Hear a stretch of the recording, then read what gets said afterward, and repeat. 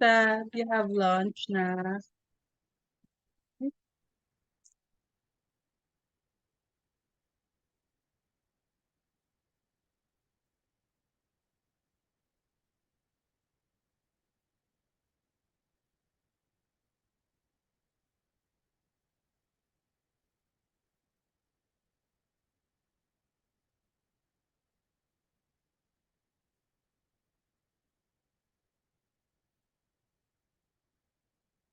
So, good afternoon everyone.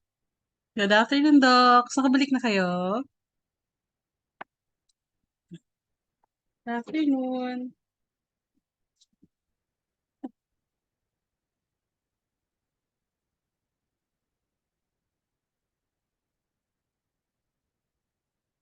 Sige. So before we start, do you have any questions sa topic natin kanina, sa lecture natin kanina? Any clarifications? And if you're ready na to start, continue this. Natapos na tayo sa major connector, minor connector, and rest. We will now proceed to proximal plates.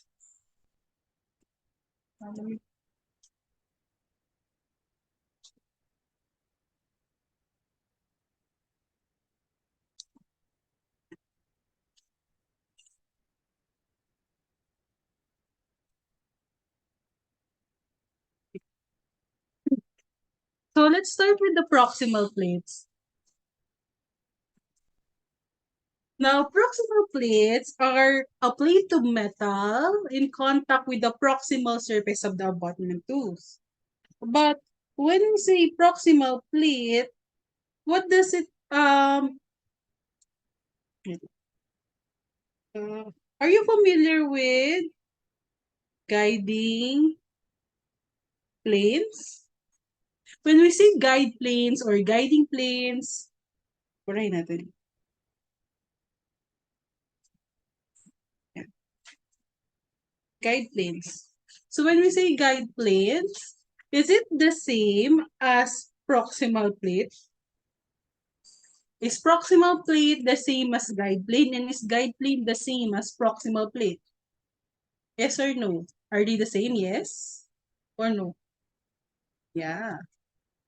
Some might say yes, some might they're related. Okay. So let's talk about them. Okay. Now, when we say guide plane, do you remember the surveyor earlier, the dental surveyor? We have different tools, the analyzing rod, the carbon marker, the undercut gauge, and the wax trimmer. So, di ba marami tayong sinushoot na tools in our dental surveyor? We do dental surveying, again, what's the main purpose? To get the parallelism. Parallelism so that we have a good path of insertion of the denture. Have you seen patients or have you encountered patients who wear their dentures like this? Right muna bago left, left muna bago right, harap muna bago likod, likod muna bago harap. Di ba they have a certain path of insertion? Now, our goal in creating RPD is to create only one path of insertion and one path of removal. We don't want the denture to be dislodged like this or like that, or it would be difficult for the patient to insert. So when we do dental surveying, di ba ino-orient natin yung cast sa surveying table. For example, at this angle, 15 degrees, for example, that angle has a favorable insertion. For example, like this. Pagka-check natin sa cast, parallel sila sa isa't isa like this. They are parallel. But not all cases are the same. Diba? Some teeth have drifted, some teeth have rotated. So sometimes they don't have parallel proximal angle. So sometimes if it's not parallel, it's difficult to insert the denture. So when we do dental surveying and nakita natin na ganito, they're not parallel to each other, we prepare them. We create a guide plane. So when we say guide plane, we prepare the proximal surfaces of the tooth. We get a burr, and then i-prepare natin siya at a certain area na they will be parallel to each other. So when we say guide planes, that is the surface of the tooth, this area here. Diba? Nakita niyo, pinipair siya? For example, ang ngipin natin is like this. It's over-contoured. Ang kanyang analyzing rod, pag dumikit, it will have a very, very deep undercut on that area. We need to contact the guide plane at a certain area, at a certain angle. So, what we do is, we get a burr, prepare this area to make it straight and parallel. So, that tooth surface is what we call guide plane or guiding planes. Now, the metal that contacts the guide plane, this one, this is what we call the proximal plate. Again, the guide plane is on the tooth surface, while the proximal plate is the metal that contacts the guide plane. Okay? It's the metal that contacts the guide plane. So normally, where is the proximal plate located? Okay? It is located at the contact point here, just below the margin. Yeah, the margin here. It contacts 2/3 of the tooth, but we have a relief here. Nakita niyo may relief on this area. So that relief, nakikita dito. Ayan. Kasi di ba ang ayaw natin ng horizontal force acting on the tooth. You only want axial loading. So, di mo iwasan dito, if we contact for example lang, dikit na dikit siya.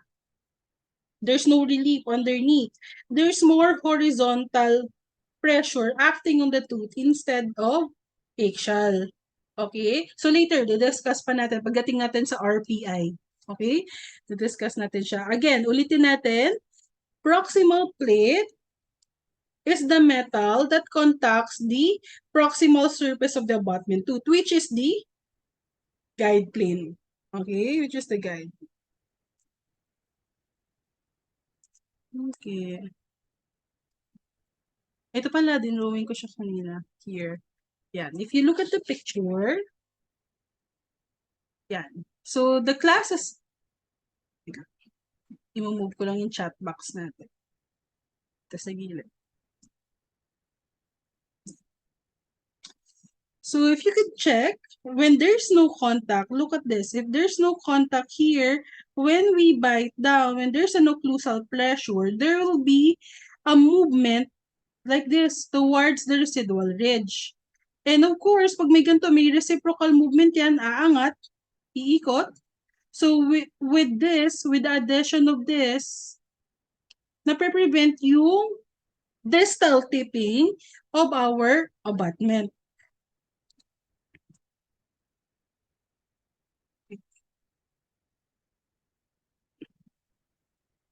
Okay. Wait lang Napin ko lang yung next.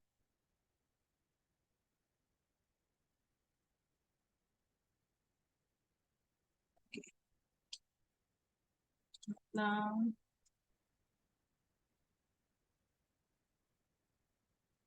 Okay. So as a rule, sabihin natin, ito yung ngipin natin. Yan. Ito yung buccal. Ito yung lingual. Okay.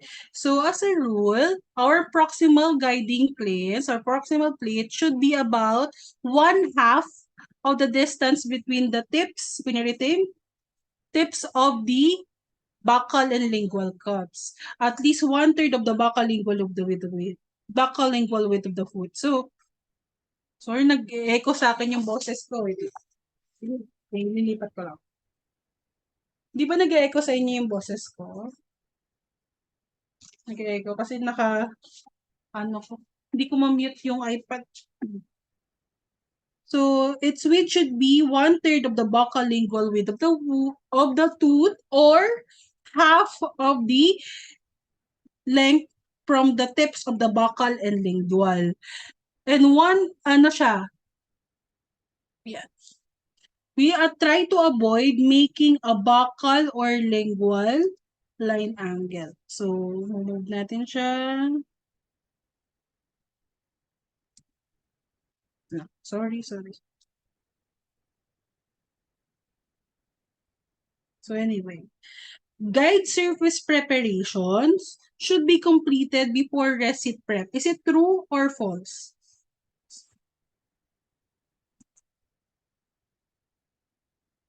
Is it true or false?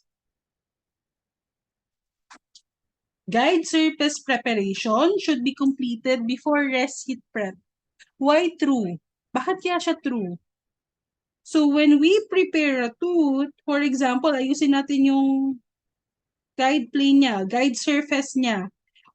It's true because doing this first will adjust our proximal surface and then tsaka tayo gagawa ng recit prep.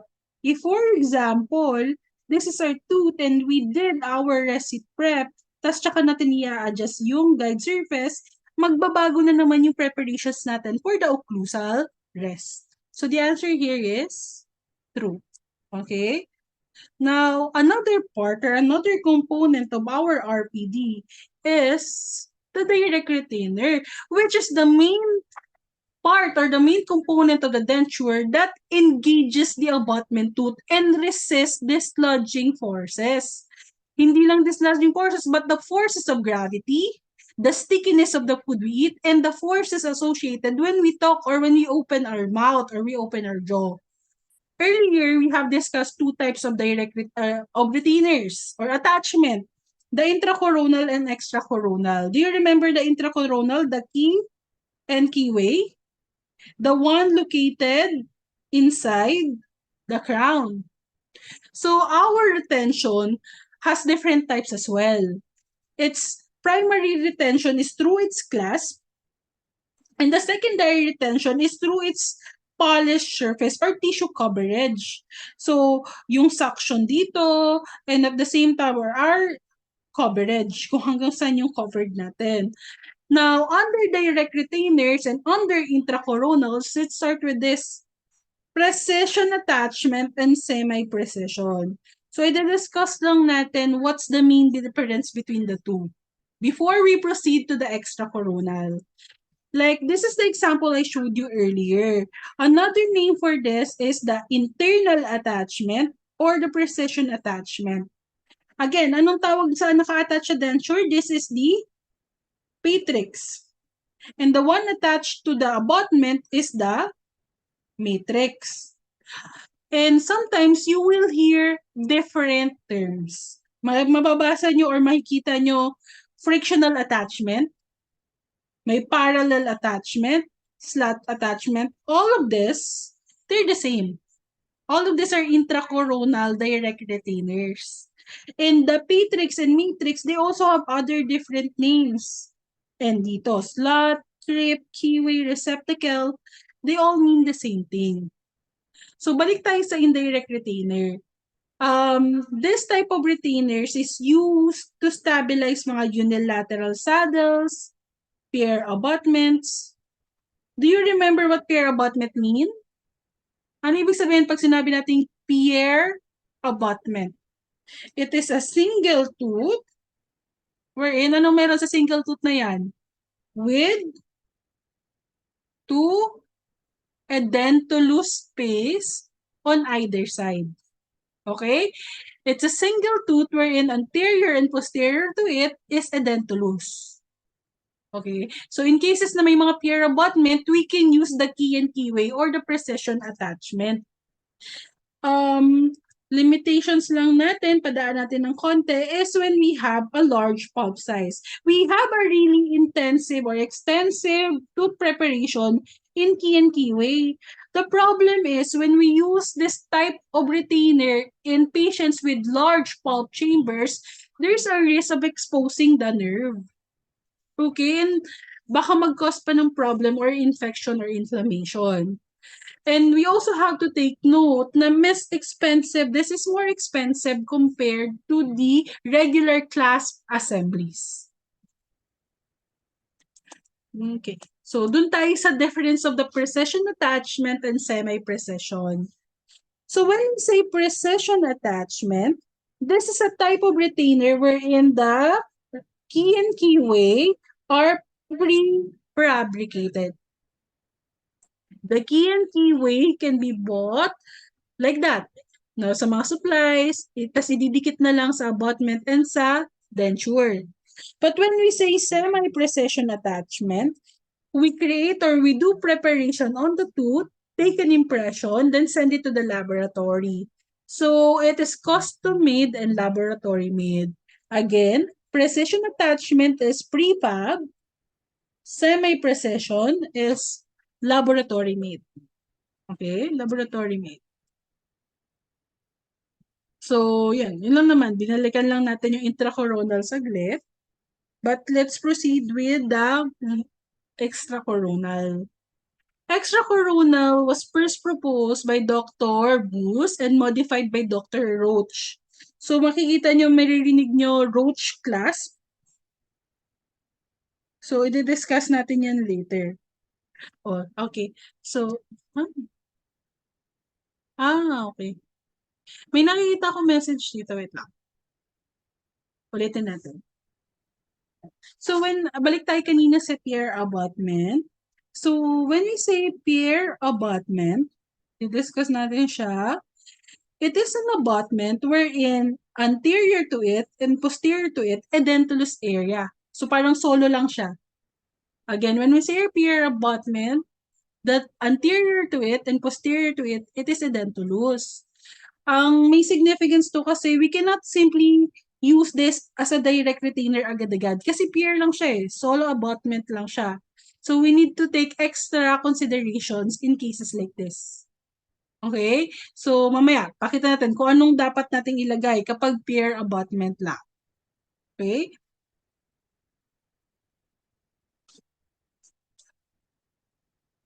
Okay.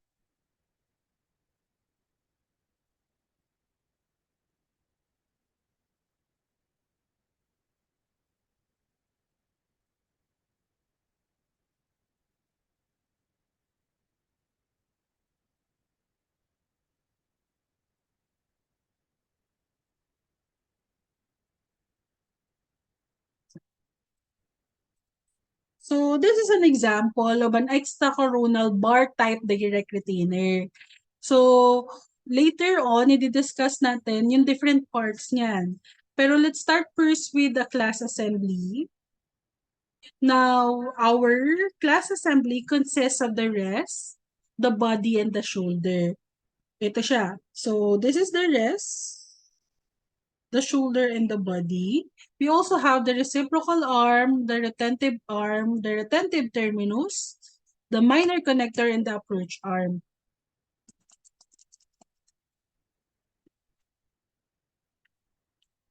So, balik tayo sa dental surveyor.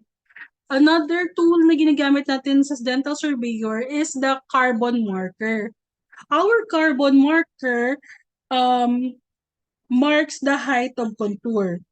This is the greatest diameter of the tooth.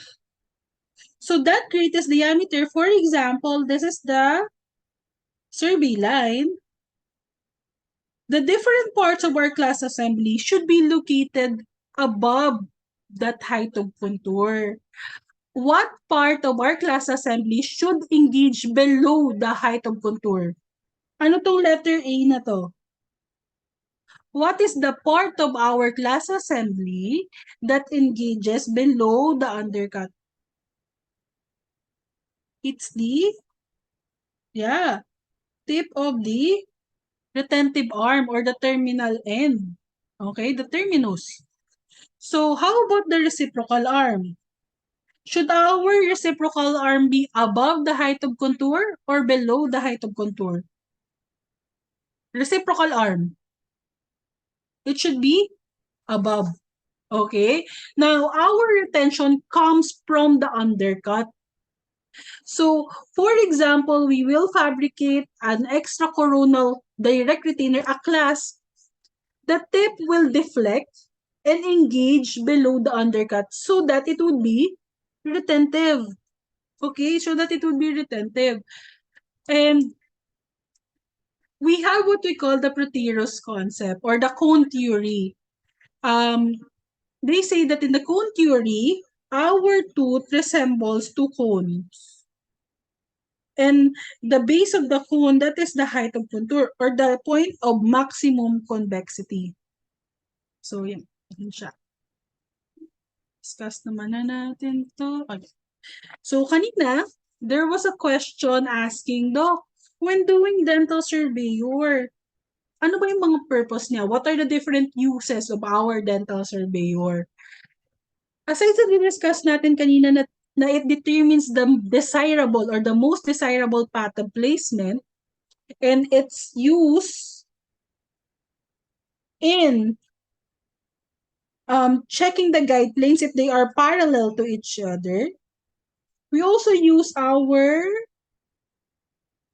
surveyor to locate and measure the areas of the teeth that may be used for retention. Okay. Now, for example, I want to use an I-bar. I want to use RPI. I want to use a T-bar or an infrabulge retainer. Our surveyor will check this area. Hindi lang yung ngipin.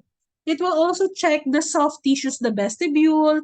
It will check the marginal gingiva. It will check if we have a soft tissue undercut. For example, this is our tooth. And nakita sa surveyor na we have soft tissue undercut here, it will be contraindicated to use an I-bar. Because what will happen if we still put an I-bar here? What if meron tayong soft tissue undercut and meron tayong I-bar? It would cause impingement of the tissues. Okay, it will not sit. Very good. It will hurt the patient. It will be uncomfortable for the patient. So, for example, nag-surveying kayo, you saw that there are soft tissue undercuts, may isip nyo na, oh, okay, I cannot use infrabulge retainers. So, ano yung mga options natin ngayon? You will now choose from the different suprabulge retainers. So, speaking of retainers, let's talk about the different retainers. So, suprabulge, when we say suprabulge, it is occlusally approaching. It comes from occlusal, or it comes from an occlusal direction. Take note of the different names. It can be called Ney type 1, circumferential, or occlusally approaching. I-bars or infrabulge retainers are called Ney type 2 class, Roach class, vertical projection, bar type, etc. Okay? Again, saan nga ulit nanggaling yung Roach? So, nag-introduce ng direct retainer si Dr. Ewing Roach. Okay, Dr. Ewing Roach. Medyo tinandaan ko lang. Kasi there was a question before sa previous board exam. Nagtatanong ng mga ng mga names. So, as much as I can, I try to include the names of the doctors that introduce certain, dental instruments. Okay, so balik tayo dito sa basic principles of class design. Now, before we discuss what type of suprabulge to use, what type of infrabulge to use, discuss muna natin yung basic principles of class design. So, with our class assembly in mind, iisipin nyo, anong part ng class assembly yung responsible for retention? What part of the class assembly is responsible for retention? The retentive arm? Possible, the retentive arm. But if we look at the direct retainer or the assembly itself, there's no single component responsible for retention. They are all working together to provide retention. But there are actually different factors affecting our retention. First is the size of angle of cervical convergence. Do you remember our dental surveyor? It has an undercut gauge. May 0.010, 0.020, 0.030. And the greater the angle, ano sabi natin? The greater the angle, the deeper the what? undercut. The deeper the undercut, the more retentive. Okay? So that is one factor affecting retention. Now, how far we place the class in the angle of conversion can also affect retention. Now, the length of our class. Yeah. So, another thing to consider is the length. Circumferential class are more retentive than bar class for a given class length. Kasi ito tatandaan natin, the longer the class, the more, flexible. Again, the longer the class, the more flexible it is. So, for example, we have a very deep undercut. What do we want? A rigid arm or a flexible arm? Very, very deep undercut. What do we want? A longer clasp arm or a shorter clasp arm? Yeah, we want a flexible, a longer arm. Very good. Now, we look at the diameter. We look at its cross-section. Paano ulit yung retentive arm natin? It's tapering. Big to small. So, kanina, the longer the clasp arm, the more flexible. Ngayon, the greater the Sorry. Ulit. Here. The greater the diameter, the less flexible. So, kaya pala nila tinitaper. That's why they make it less yung diameter as it tapers down so that itong part lang na to yung flexible. Okay? Kaya yung terminal end lang yung flexible. Only the part that engages below the undercut, yun lang yung manipes. Yun lang yung flexible. Okay? Now, let's look at the cross-section. If we look at it cross-sectionally, this one is the casted.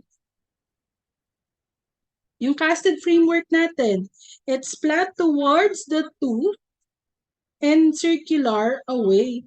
So, it can flex away from the tooth. Pag tinanggal ni patient from the mouth, it flexes away. But a wrought wire, this is an example of a wrought wire. If we look at it in the cross-sectionally, circular, bilog yan. It's circle. Meaning it could flex in all direction. Meaning it is more flexible, okay? The rounder it is, the more flexible. Okay? Kanina pa natin pinag-usapan yung flexibility because not all cases are the same. Okay? Not all our case will be ideal. Kaya we have to take note of the different principle in class designing so that we could decide what type of class, what type of material can we use. Now, what do we normally use for metal framework? Saan gawa yung metal framework? Sa?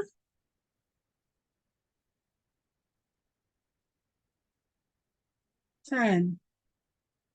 Chrome cobalt or cobalt chromium. Okay? But there are also other materials. If you're familiar with gold, this can be used as a metal framework, as a framework.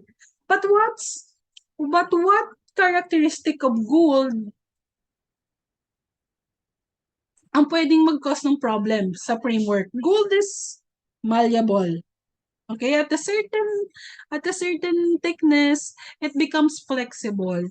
So, minsan mas choice if we want more rigidity, we choose chromium cobalt. At the same time, of course, imagine pure metal ang ginagamit ng framework, it will be quite expensive. So, mas costly siya. So, for a cheaper option, chrome alloys are better. Okay. So, tension support, skip.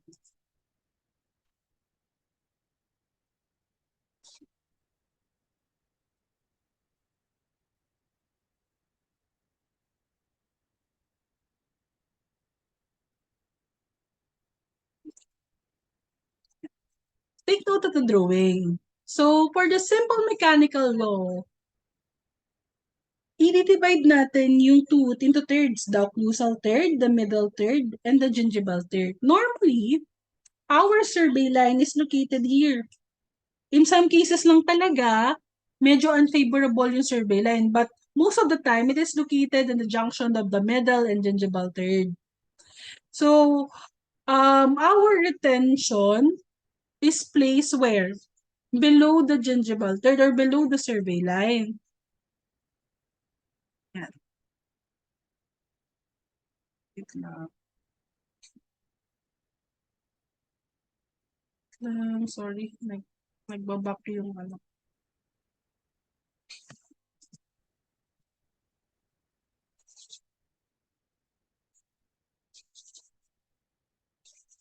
Ay, gumanda ng mouse. So,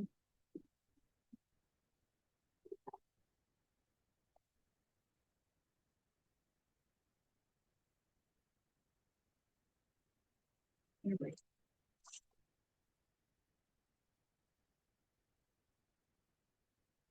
Nakikita niyo pa yung screen? Medyo naglolo ko yung dito sa may ano ko. Kita niyo pa yung screen, no? Okay, sorry. Okay, balik tayo sa principles. So, when choosing a type of class, we have to take note this. We need to have what we call encirclement. Encirclement, the class assembly should contact the tooth at 180 degrees. We need to encircle or parang nakahug tayo sa ngipin. What's the purpose? Why do we need to encircle? To prevent tooth displacement. Eh, Doc, what if, for example, I'm not gonna use an Akers class? I wanna use an I-bar, an RPI. How can I achieve encirclement? Paano natin ma-achieve yung encirclement? Kapag I-bar gamit, di naman umiikot yung I-bar. We cover at least 3 surfaces. Ano yung co-cover sa 3 surfaces? The I-bar on the buccal, a rest on the mesial or distal, and a proximal plate on the other side. So, para na siyang nakahug, no? Para na siyang may hug. So, that's encirclement kapag mga bar type of assembly. What about passivity? When we insert the denture inside the mouth, dapat ba gumagalaw yung teeth? Should there be orthodontic movement? When fully seated, it should be passive. We try to prevent the transmission of adverse forces when the denture is already seated in the mouth. Okay? We don't want to activate it. We can only activate our dentures when we apply dislodging forces, when we try to remove it or when we try to insert it. Okay? Yun yung gusto natin mangyari. Okay. So let's start with the Castor conferential class. This was first proposed by Dr. Nebet but modified by Dr. Paul E. Aker. Kaya di ba tinawag natin siyang Aker's class. Now, this approach is the undercut from an occlusal direction. So the design rules are here. So the class should arise from the main body. Dito sa body. The class should arise from the main body and extend cervically in a gently arcing manner. Again, it should go down circumferentially in a gently arcing manner.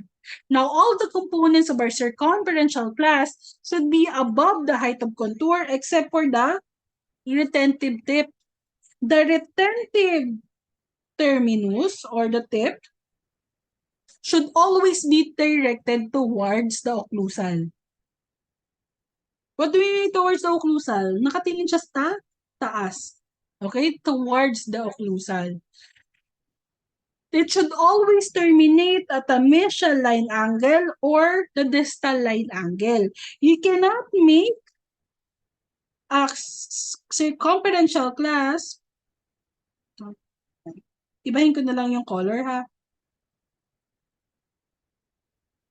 Hindi tayo pwede gumawa ng circumferential class na matatapos dito sa mid-facial. Why? Bakit hindi natin pwede mag-end sa middle lang? Because it won't be covering 180 degrees. So, magkakaroon ng displacement on the tooth. Okay? Now, the retentive arm should be positioned as far as apical as possible. Okay. To give you examples, I'll show you this. Look at letter B. Okay? Look at letter B, ah. Look at letter B. What's wrong with letter B? Anong mali sa letter B?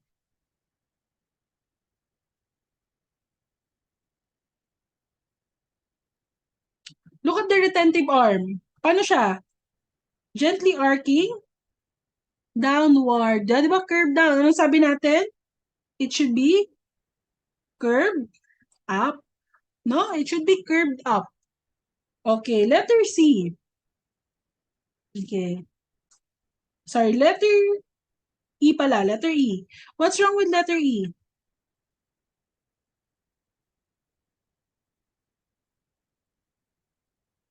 The retentive tip is towards the gingiva. It should be towards what? Diba? Pataas. Towards the occlusal. So, yan. Sa mga drawing natin, sa mga gagawin nating dentures, isa yan sa mga i-check natin. What would happen if it's looking downward? Okay?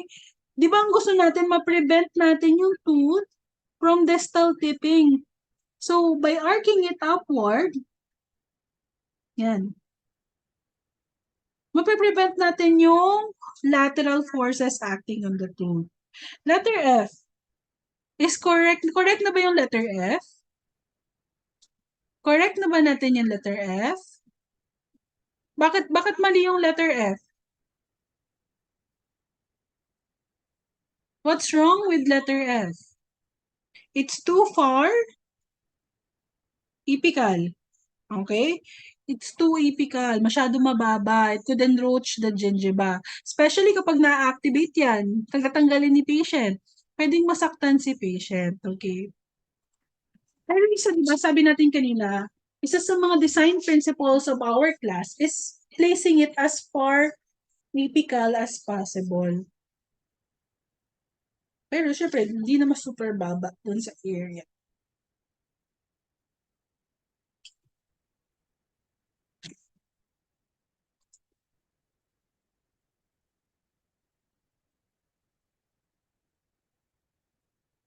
Okay.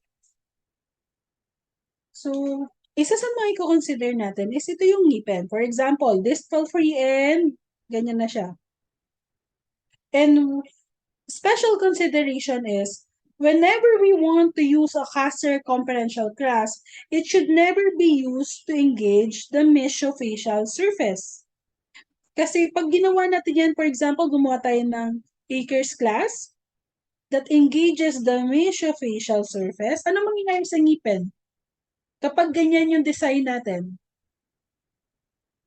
there will be what?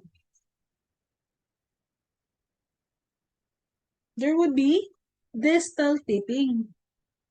Magtitip siya.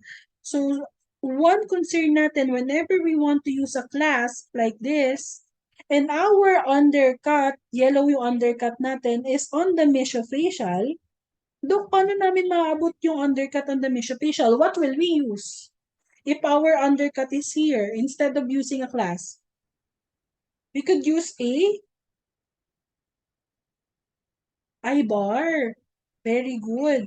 Now, another example is, what if we have anterior edentulous space? For example, this is our canine. Tapos class 4, missing na yung anterior teeth. We cannot engage the distofacial surface. Bakit? Kabaligtaran lang, nirotate lang. If we engage the distobuccal surface,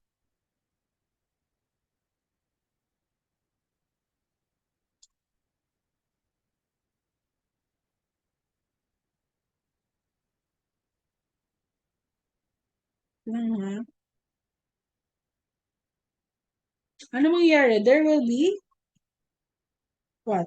Mesial tipping. So, parang binaligtad lang din siya.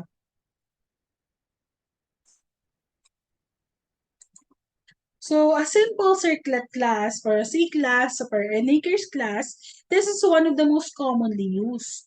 So the indication of this type of class assembly is tooth supported. But can we use an Akers class in a distal free end? Pwede ba tayo gumamit ng Akers class in a distal free end? Yes or no? Can we use this one in a distal free end case? Yes or no?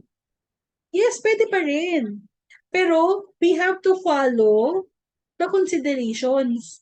Pag gagawa tayo ng distal free end, saan natin ilalagay yung rest natin? Mesial or distal? Away, no? And engage what? The distofacial undercut. Okay? Basta by undercut dito sa distofacial, ha? Pero kung walang undercut sa distofacial, wala kang retention doon. Okay? Take note, you can use this kung yung survey line nyo, pag ganito. May undercut doon sa area na yun. Okay? Understand? Okay. So, our Akers class consists of a buccal retentive arm, a reciprocal arm on the lingual, and an occlusal rest. Simple circlet po, same as Akers. Yes, Doc. Yeah. But what do you think is the disadvantage in using this types of class? This type of class? It surrounds, it encircles the tooth. So, it could lead to what? Food accumulation, decalcification, if it's not cleaned properly. But what are the advantages? Does Akers class fulfill encirclement? Meron ba siyang encirclement? Yes, di ba? May 180-degree encirclement. Does it have reciprocation? Meron siyang reciprocal arm. Support. Saan kumukuha ng support ang simple circlet? Sa occlusal rest. Is it passive? Yes, it's passive. So this is a very simple design. Ito yung go-to natin, lalo na kapag tooth-borne naman. Okay. Now, yung mga susunod kong ipapakita, these are just examples of what to use on certain situations. Kasi, like I said earlier, not all cases are ideal. Now, look at the survey line on this case. Nasaan yung survey line? Ito. And where's the undercut located? Nasa disto facial. Okay? So, in cases like this, if the undercut is at the facial disto angle or distal line angle adjacent to the dentalus tooth, we can use the reverse circlet class. Ganyan yung tsura niya, pa-reverse. Okay? Multiple circlet class is used when we have two adjacent teeth that are periodontically weak. Again, multiple circlet class is used in periodontally weakened teeth wherein their reciprocal arm is fused together. It's like a plate. And their retentive arm arises from different rests. Okay? Same disadvantage lang siya as circlet class. Next, embrasure class, also known as the Bonwell class. And when do we use this type of class? Have you tried using this in your designs? Saan nyo nilalagay? Anong Kennedy classification? 1, 2, 3, 4. Sa? Very good. Sa type 3, sa class 3, or sa unmodified class 2. Remember, we use a double embrasure class if our edentulous area is only on one side. Again, if our edentulous area is only on one side and we need bilateral bracing and there's no missing teeth on the opposing side of the arc, we use a double embrasure class. Do you understand? Okay, so this is an example of an embouchure class. Next is the ring class. Our ring class, from the name itself, it's like a ring. Parang sing-sing. So it encircles entirely all of the tooth from point of origin paikot. So this is used when a proximal undercut cannot be used by any other means. So ibig sabihin nito, case nito, look at this molar. Most of the time, our mandibular molars are tilted lingually. Tama po ba? Masyado silang pa-tilted lingually. Ito, dila na natin to. Tongue. And when we do surveying, there's no undercut on the buccal. Do you understand? Walang undercut sa buccal. Nasaan yung undercut? Nasa lingual. So if you could look at the picture, anong ginawa nung retentive arm? From the point of origin, umikot siya, and it engaged the lingual undercut. Again, we use our ring clasp if we cannot reach the undercut by any other means. Iikot na siya. But what do you think is a disadvantage in using ring clasp? Anong naiisip niyong disadvantage sa ring clasp? Anong sabi natin? The longer the clasp, ano siya? More flexible. Since it is more flexible, it is more susceptible to distortion and fracture. Okay, it's more susceptible to distortion and fracture. So, anong ginagawa natin sa ring class? Tingnan niyo yung picture. Naglagay ng strut sa ilalim, support strut. To support, to make it more rigid. But the problem is, when we place a support strut, what if we have a case like this? Short crown. Tapos maglalagay tayo ng support strut sa ilalim. Anong tatamaan natin? The gums. Okay? Yan na. Kasi nga, the more flexible it is, kakatanggal sa tanggal ni patient, that ring class will distort.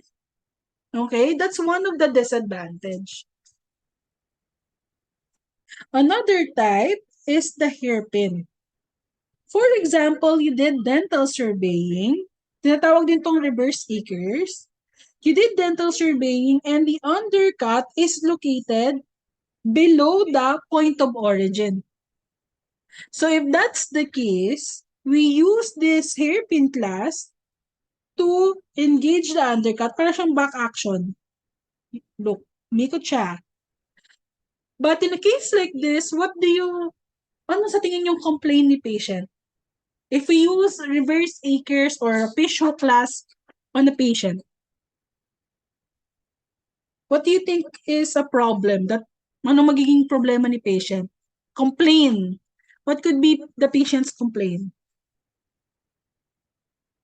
Doc, ano siya? Doc, parang lalo na kapag nakalagay sa may premolar, first premolar, aesthetics, very good. There's a lot of metal show. Okay? Masyado makapal na yung mikot na metal on that area. There's excessive display of metal. Okay, there's excessive display of metal. Okay, ganito yung tsura niya. Yan.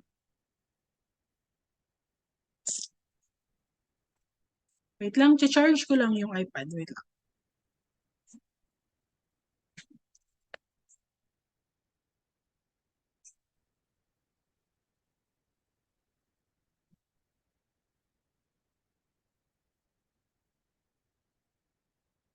O yan. Nalobat na eh. Yan. So another type of class, another type of suprabulge class is the half and half. Yan. A half and half class, it consists of a retentive arm arising from one rest and the reciprocal arm nasa isang rest. We only use this one for unilateral partial denture designs. Again, we use a half and half kapag unilateral partial denture design. Okay? And lastly, last na di-discuss nating type of circumferential class is the combination or the wrought wire circumferential class. So this is a type of class wherein the retentive arm, instead na casted, look at it, may naka-solder. Familiar kayo sa soldering? Yan, may naka-solder na wrought wire sa major connector sa lattice work. Yan, and it engages the undercut. We use this one if we have very deep undercut cases. So, ang indication nito, distal free end, class 1 or class 2, when the usable undercut is located on the mesophaseal line angle. Okay? Drawing natin.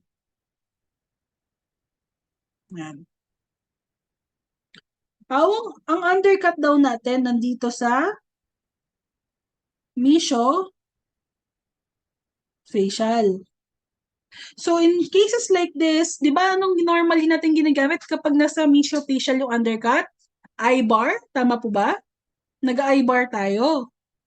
But in a case like this, for example, siguro may very deep undercut and may soft tissue undercut sa ilalim, hindi pwede maglagay ng I-bar. This is an alternative. Because we want to minimize harmful forces on the abutment, instead of using a circumferential cast na casted, ang gagamitin natin, wrought wire. Papalitan ito ng wrought wire. So even if we engage the mesobuccal undercut, it would not be as harmful as a casted one. Do you understand? When do we use this one? If we have a mesophaseal undercut. Okay? Mesophaseal undercut. Questions? Clarification?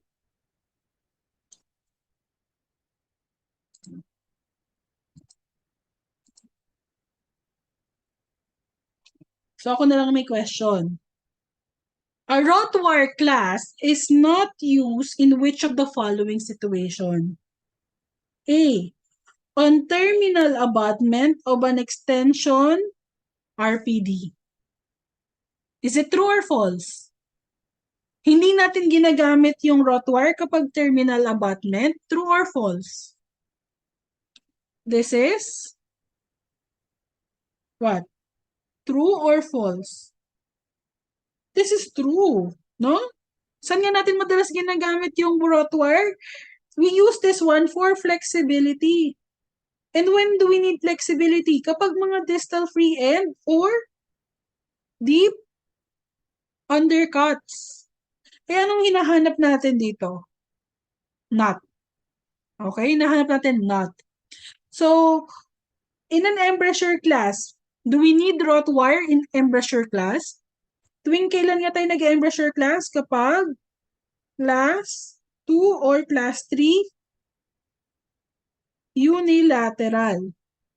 So, do we need wrought wire? Do we need flexibility in an embrasure class? Yes or no?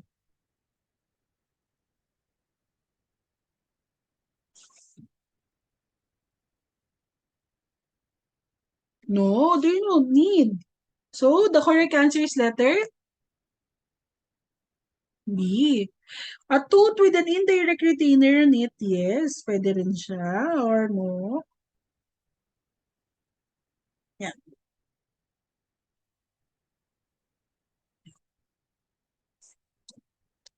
Bakit true to? Bakit hindi sagot si letter C? A tooth with an indirect retainer on it. When do we use an indirect retainer? Tooth-borne or distal free end? When do we use an indirect retainer? Tooth-borne or distal free end? We use it on distal free end cases. So again, we use wrought wire in distal free end cases and very deep undercuts. Kaya siya true. Okay?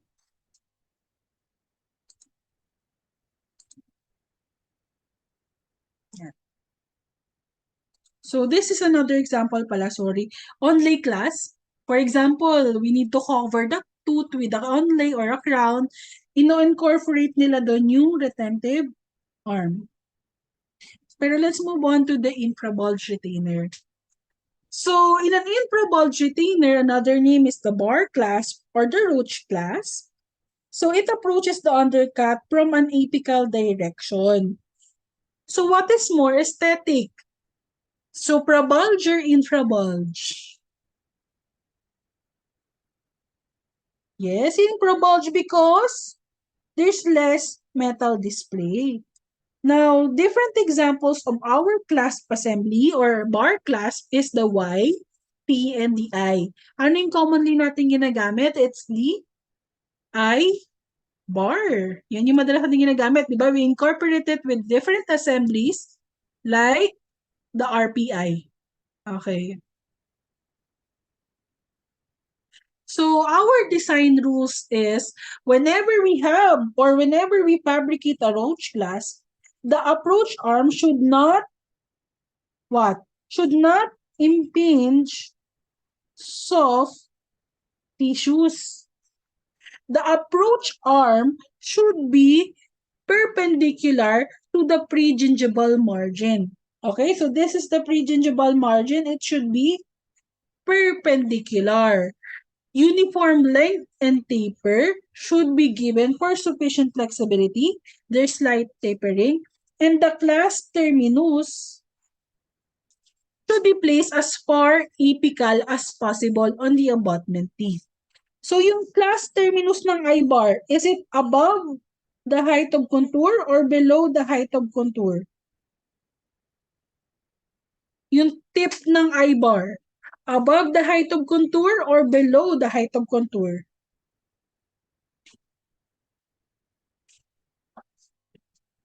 Should be, yes, it should be below the height of contour.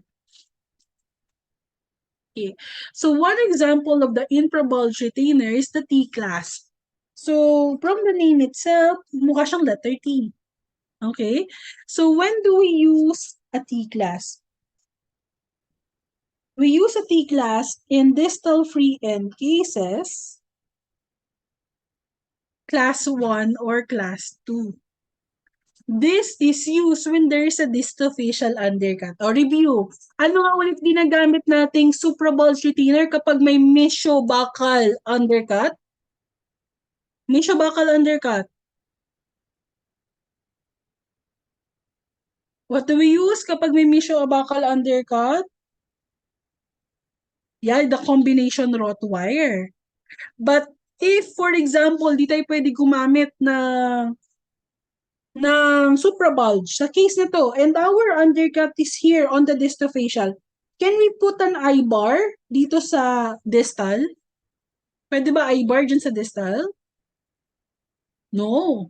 We cannot put the tip there. So we use a T-bar. So this will engage here in the middle, and meron siyang dalawang projection kaya siya letter T. The other one engages below the survey line.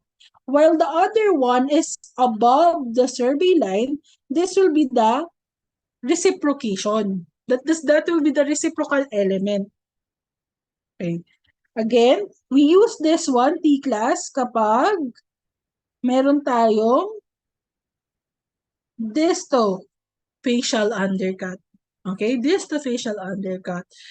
Now, what if, Doc, for example, nasa distofacial po yung undercut ko, pero ganito. Pwede ba tayo mag-T-bar if my survey line is there sa color blue? Doc, yung undercut ko nasa distofacial, but it is near the occlusal. Pwede ba? No, it's contraindicated to use a T-bar na nandito sa occlusal direction. Again, we need to use this, we have to use this, and place it as far apical as possible. Another modification of a T-class, this one, tinanggal nila yung other arm. So this is the modified T-class. Same, distofacial undercut is seen, pero bakit nila tinanggal yung other arm? Where is it? They removed it because aesthetics. Because di ba especially if this is placed here on the canines and premolars, Pag tinanggal yung other arm, it's more aesthetic. Wala masyadong metal display. Yan. Wala masyadong metal display. But what is compromise? Ano nangyayari if we remove the reciprocation? Okay? Nawawala yung bracing. There's no 180-degree encirclement. So, aesthetic nga siya, but wala namang reciprocation. So, depende na lang sa need nyo. And lastly, Y-bar. A Y-bar or a Y-class is formed when the approach arm terminates in the cervical third of the abutment. And ang tsura ng survey line natin dito pag ganito, high on the mesial and high on the distal. So if the height of contour is high on the mesial and distal but low in the center, yan, Y-bar is used. Okay? So again, we choose a direct retainer depending on the survey line. Kaya sinabi natin kanina, hindi lang naman our survey lines are not there for design. Our survey lines are there for us to find the best direct retainer for our case. Sabi nga natin, before, wala pa tayong dental surveyor. They were guessing where the undercut is. And it led to difficulty in adjusting the dentures. So right now, since we have a more accurate way of looking for the undercut, it's now much easier to adjust our dentures. Diba? So sabihin natin, okay, may undercut pala sa distofacial, dito pala yung undercut sa mesial, I know what to use. Okay? So, here are common errors in designing a bar type class assembly. So, let's start with letter A. What's wrong with letter A? Look at the survey line. Survey line yung parang dot, dot, dot, ha? Anong mali sa survey line? Anong mali sa letter A pala? The survey line is too high. It's too high, tapos nag-decide ka kasi gusto mo talaga mag-bar type. Nag-bar type ka, pero nasan yung survey line natin? It's up there. Okay? Now, Doc, what if, for example, kahit anong gawin ko sa surveyor, my survey line is located on the occlusal. What do you do? Kunyari, ganun yung napuntang case sa'yo. In-orient mo na yung cast, paikot-ikot na siya sa surveyor, puro ganyan talaga yung survey line. What will you do?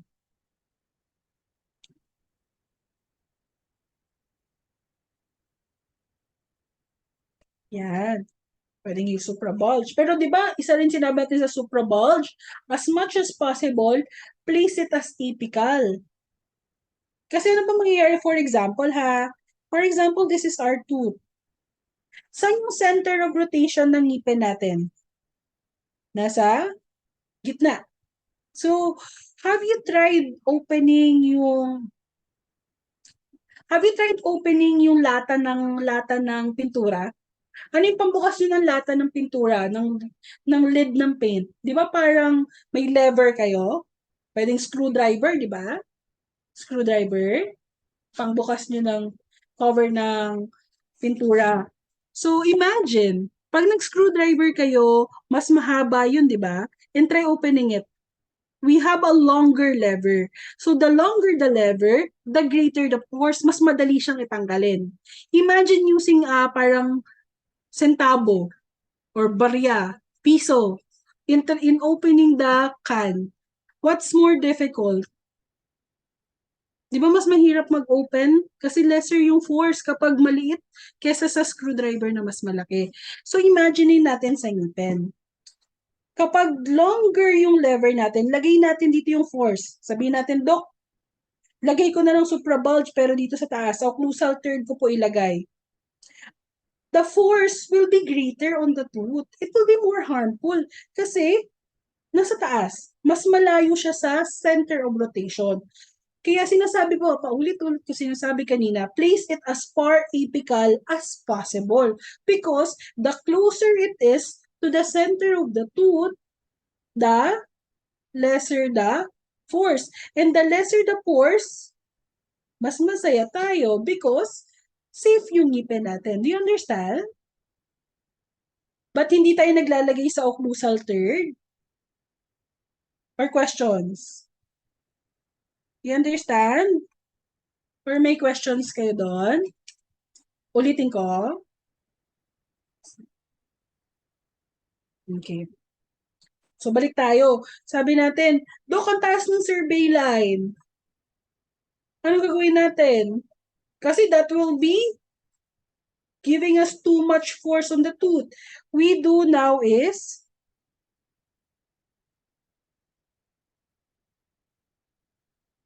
recontour. Okay? Recontour the tooth. Ipi-prepare natin siya. Iko-contour natin yung tooth in such a way na malilipat yung bulge saan? Sa may gingival, sa may middle third. Dok, babawasan yung ngipin? Yes. I-recontour mo siya. Pero last option na yan ha, kapag ginalaw-galaw mo na yung surveyor, pangit pa rin ng survey line na lumalabas. Okay? So we move the survey line lower. I-prepare natin yung ngipin in such a way na i-move natin yung bulge lower. Okay? Dimpling. Pwede naman yun. Kaso huwag lang masyadong malalim. What do you mean by dimpling, Doc? Yung parang uukaan? Ang problem lang kasi wag lang masyadong deep. Parang i-recontour mo lang talaga siya, Doc. Parang, di ba, for example lang itong letter D, di ba OA? OA yung pagkataas niya. Babawasan mo lang ng slight, Doc, pag ganito. Para yung bulge from here, mapunta dito. Parang ganun lang, Doc. Just slight lang. Para bumaba lang siya ng konti. So, yun yung mali sa letter A. Sa letter B, anong mali sa letter B? What's wrong with letter B? Mukha siyang sad. Okay? It's arcing downward. Paano nga ulit dapat? Yan. Parang pa-smile. Pangat. Curving upward. Okay? Now, sa letter C. What's wrong with letter C? Nasaan yung tip? Saan yung tip niya? Nasa middle? Third. Nasaan dapat? It should be on the gingival third. Di ba nakita niyo yung letter F? Ganyan. Okay? Yan. Di ba? Pag inog mo siya, magiging R. Yung surveyor, minog natin, punto. Okay. So, any questions so far? Clarifications? Okay pa? So, other types of class assembly, RPI. Okay, RPI, this one is one of the commonly used assembly. RPI, it uses I-bar. Saan nakalagay yung I-bar? Sa bakal or sa lingual? Bakal. Yes, Doc. Yung tip kanina nung bar, nasa gingival third dapat, Doc.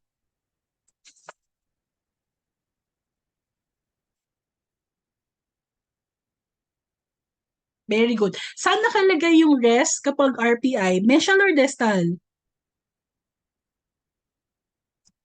Sa? Always? Mesial. Yung proximal plate always on the distal. So this is the basic principle of an RPI concept. Okay? So the I bar engages the mesiobuccal undercut. Okay? The mesiobuccal undercut. Now, if for example, we have cases like this.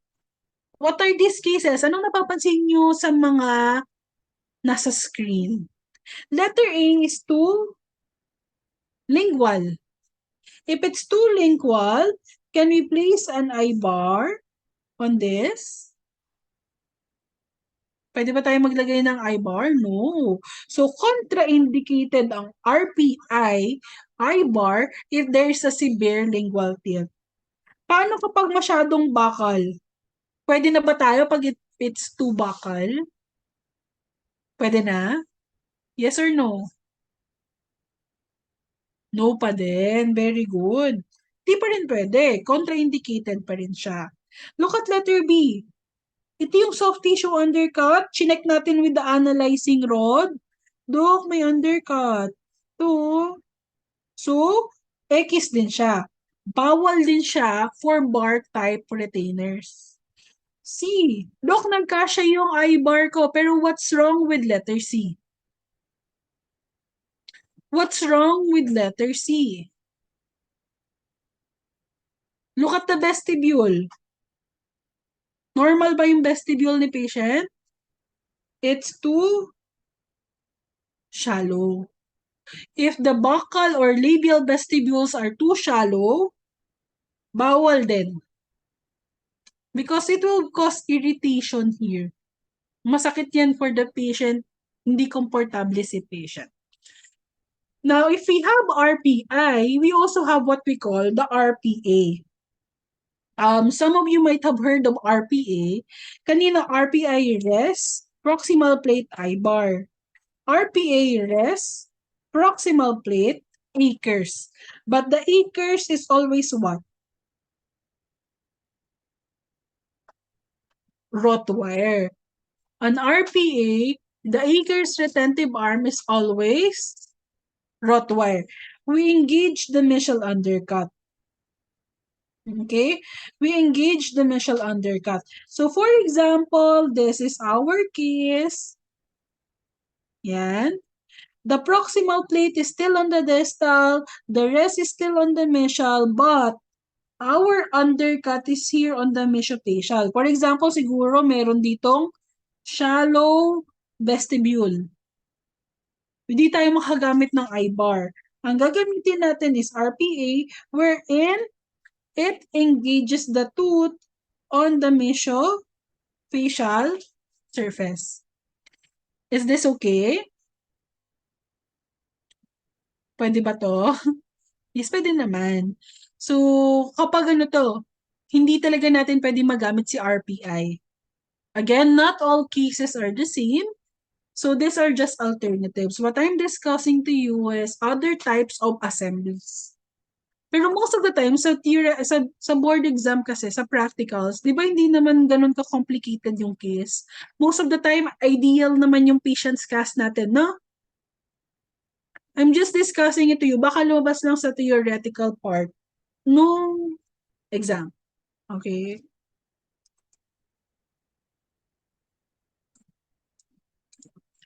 So, those are the different types.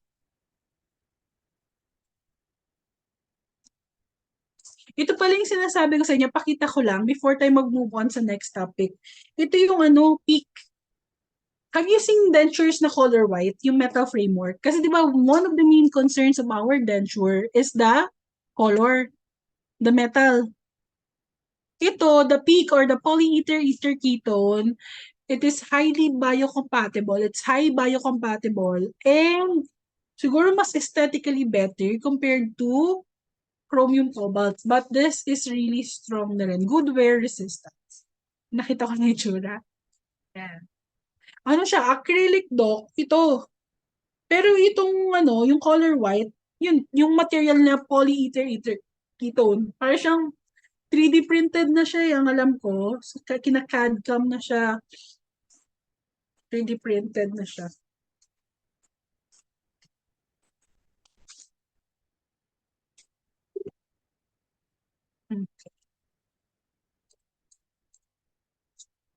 So I have a question here.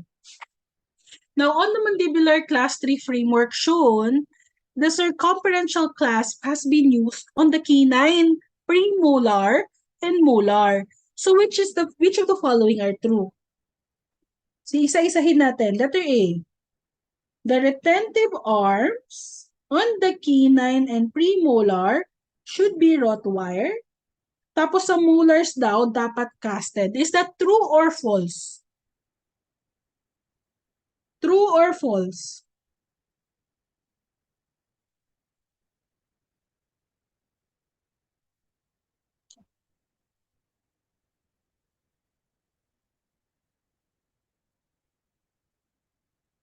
Tama ba? Sa canine, Rottweiler. Sa molar, cast. Ano ba yung case natin? Class 3. Ano nga yung class 3? Tooth-borne or distal free end? This is a tooth-borne case. Kapag tooth-borne, kailangan ba natin ng Rottweiler? Kailangan ba natin ng flexibility kapag tooth-borne? There's no need. So, kaya mali yung letter A kasi di natin kailangan ng Rottweiler.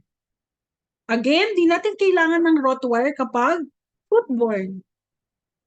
Letter B, lingual arms of the molars are retentive because there are no facial undercuts. True or false? Sabi, the lingual arm should be the retentive arm. True or false? Ibig sabihin yung buccal daw reciprocal arm.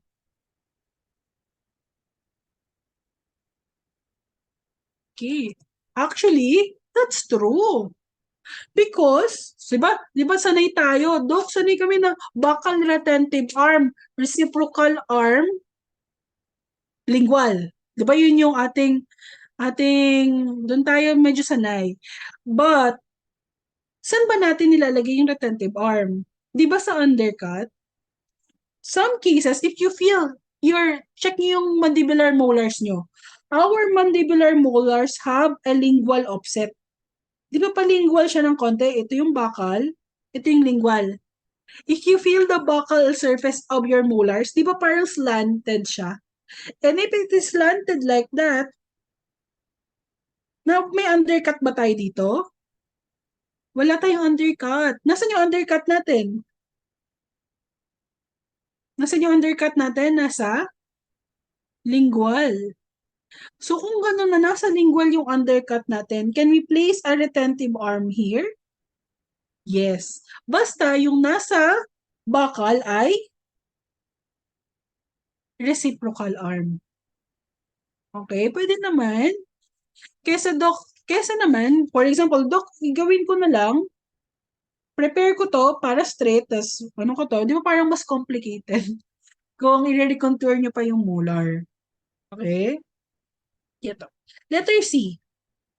Kahit alam na natin yung sagot, tingnan natin yung letter C. If the undercut on the second premolar is distofacial, we should change it to I-bar. Tama ba? Kapag yung second premolar daw, ang undercut niya nasa distofacial, maglalagay tayo ng I-bar. Is this true or false? Bakit false? Kasi hindi na, pag nangyayari yan, di ba? We don't place it on the distal. Where do we place it? Sa mesial. Pero yung undercut na sa distofacial, anong gagamitin natin dito? Instead of I-bars, what do we use? Yeah, very good, Doc. We use a T-class. Okay. Letter T. Bakit mali yung letter D? In order to ensure adequate retention, tips of both buccal and lingual should be placed on the undercut. Dapat ba pareho sila undercut? Or isa lang? Isa lang, di ba? Yung retentive portion lang. What will happen? For example, this is your tooth. Buccal and lingual parehas may undercut. Parehas yung in-engage below the undercut. What would happen? There will be no reciprocation. Kawawa naman yung ngipin. Pag nag-move to, there's harmful lateral forces acting on the tooth. Diba? As much as possible, we try to prevent lateral forces acting on the tooth. Do you understand? Questions? Medyo nakakasanay nga kasi no, na buccal talaga yung retentive arm. So ano lang kasi, though naman kasi sanay tayo, kasi puro ideal yung case na ginagawa natin during practice. But once na maka-encounter tayo ng patients, especially yung matagal nang di nag-dentures, nagkaroon na ng displacement or dating may malocclusion si patient, it's hard to expect na ideal lahat ng case. So yeah. Anyway, let's move on to the next question.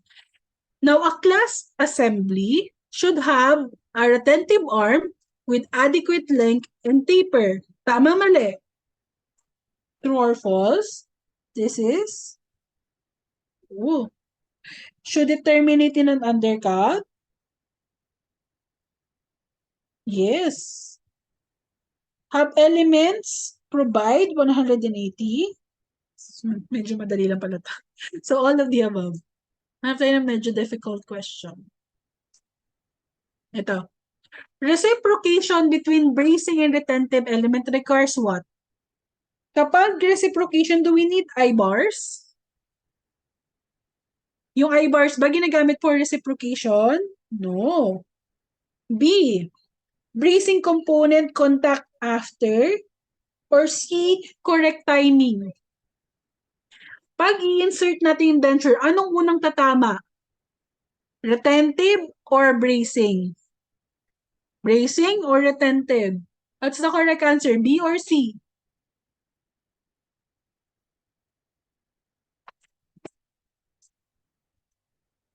Okay. So once we insert the denture, hindi pwedeng mauuna yung retentive.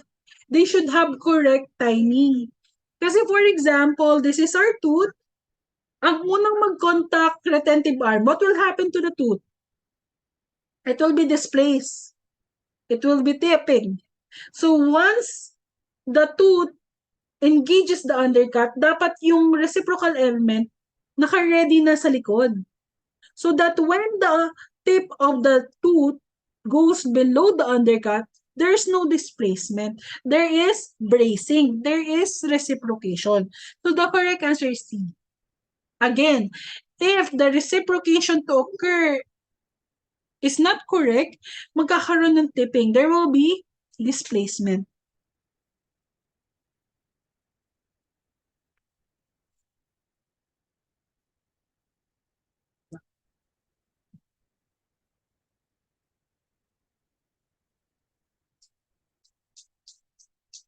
Ito, all the following are infrabulge except, what's the exception? Lahat yan infrabulge except what?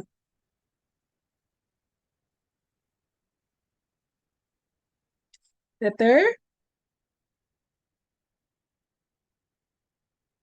Very good. Letter D. Okay.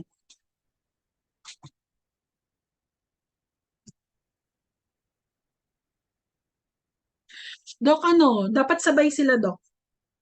May correct timing. Naka-ready na yung bracing sa ngipin before you engage the undercut, before siya i-push down lalo. So that may correct timing. Parang sabay.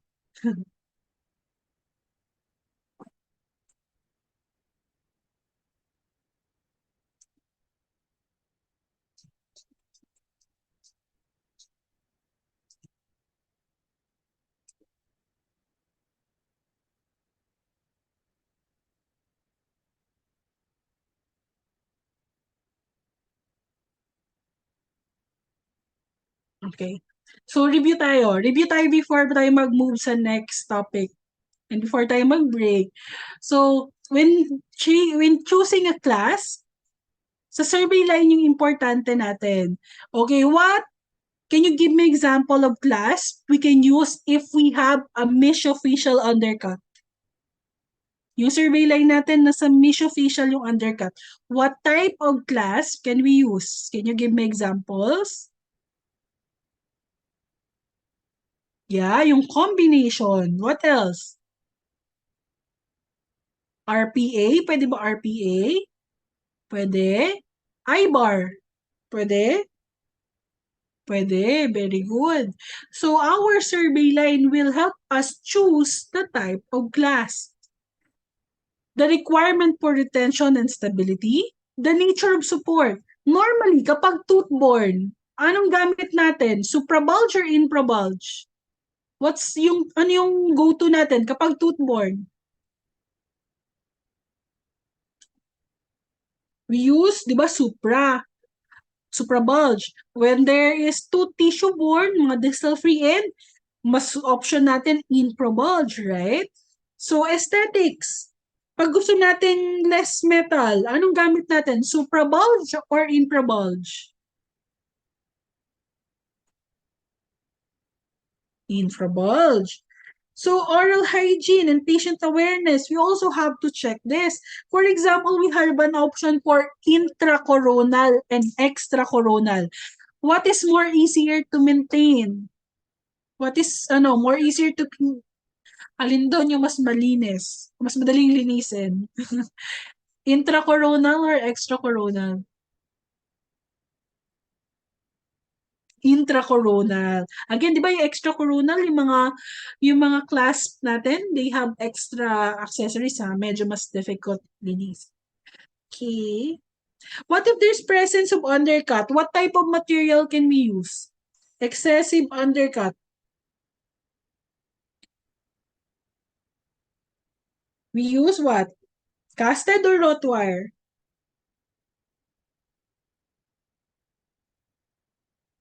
Yeah, wrought wire. Okay. So, very good. Ay, yeah. Before tayo medyo mahaba ba yung direct retainer, sige. Let's take a 5-minute break. 5 minutes. CR lang din ako. Okay? 5 minutes. Then balik tayo ulit. CR break lang. Okay. Wait lang. 5 minutes. CR lang din muna kayo. Yan. Yes po, Doc. Kapag excessive undercut, meaning it is very deep, Rottweiler.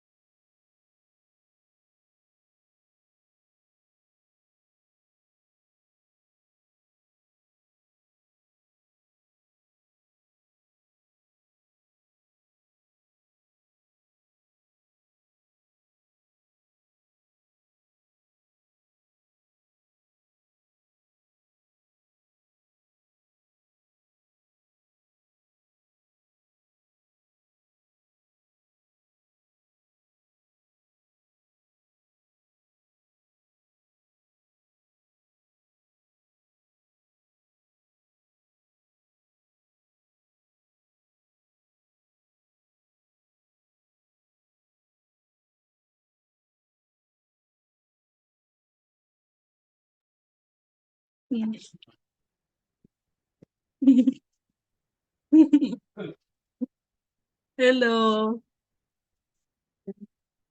Sorry. Sorry break. Ay, Doc. Ako rin sa FPD. Yes. Double check ko yung calendar. Pero ako rin sa FPD, pero I don't know what day. Forgot. Pero, nahanapin ko.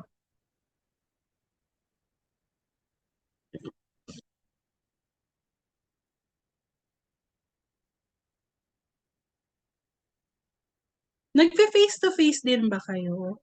Or mostly online lang?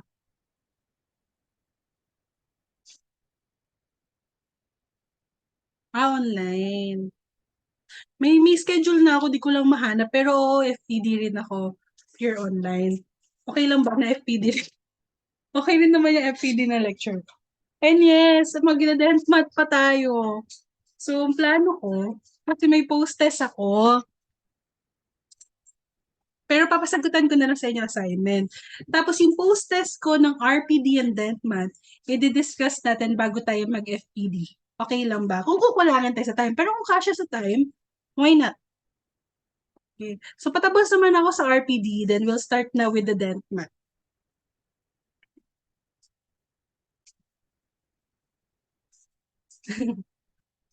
Kailan